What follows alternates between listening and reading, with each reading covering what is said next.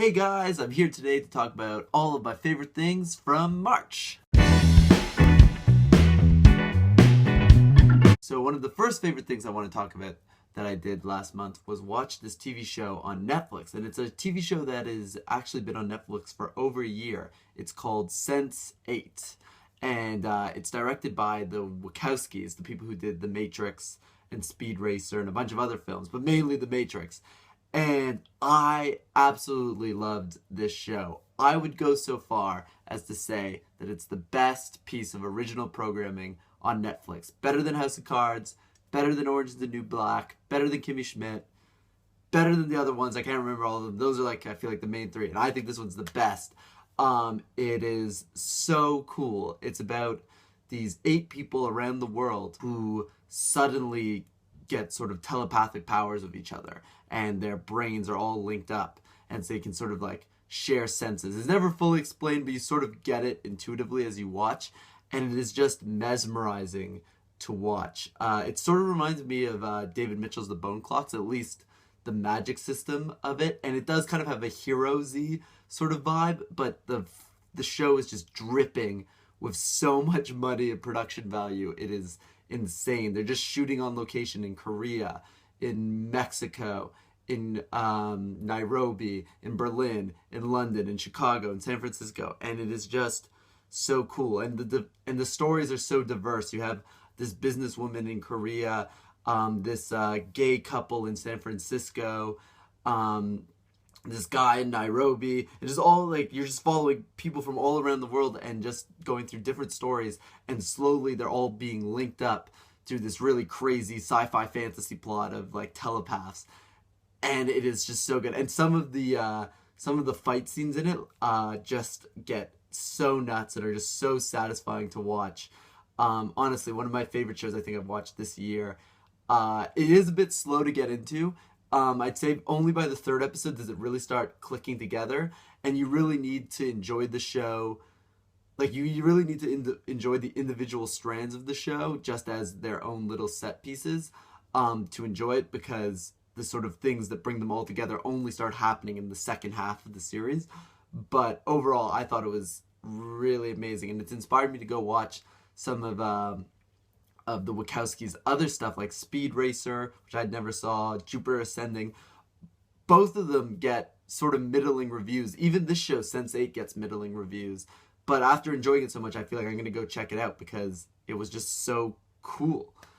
Yes, that was a TV show I recommend. And the second thing, I just rewatched this film the other night, and that is, and this is going to be an obvious one, you're like, oh yeah, that everyone likes that, the Bourne Identity. With Matt Damon, and it is so good. I remember seeing it when it first came out. I was like 14 maybe, I don't know, and I remember being like, this is kind of cool, but I didn't really get it. I also had never been to Europe, so now sort of all the locations seem familiar to me, which is cool. But it's just such a cool movie, and it's such a good action film, and it's really cool because it follows in a tradition of movies I really like, classic movies like Charade or Foreign Correspondent, these sort of thrillers going from one place or just hopping all around Europe, and it is so cool. It's much grittier than those movies I just mentioned, but it's so well done. Go rewatch it. I can't wait to go rewatch the sequels. I've also never read the books, so if you guys have read the books, I'd be curious to know, because I hear they're quite different, but the idea of picking one up is now sort of tickling my fancy.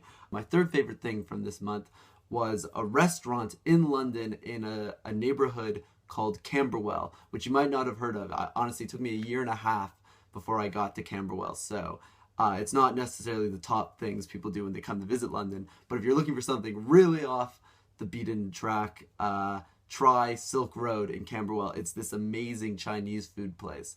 It won the Guardian Best Cheap Eats Award, and it's just so tasty, and you get so much food for so cheap, but it's really unconventional Chinese food. It's native to his province. I think I was reading in the Guardian article. I'll link that down below. And it's just it's not sweet and sour balls and that sort of stuff. It's just this we got this one thing called the the middle chicken plate, which was this giant bowl, sort of a stew, and these giant noodles called belt noodles with chicken and potato and just like tons of chili in it. Yeah, loads of chili at this place. Like I was dripping with sweat. It was it was just so hot, but it was so tasty.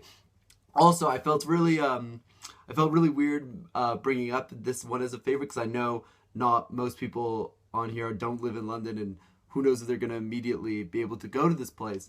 But I just wanted to throw it out there, and I thought it would be a great opportunity then for everyone who's watching to name like their favorite restaurant around where they live, and I want to know it. So then if I ever go there, I know where to go eat yummy food because that's like my favorite thing to do when I'm abroad.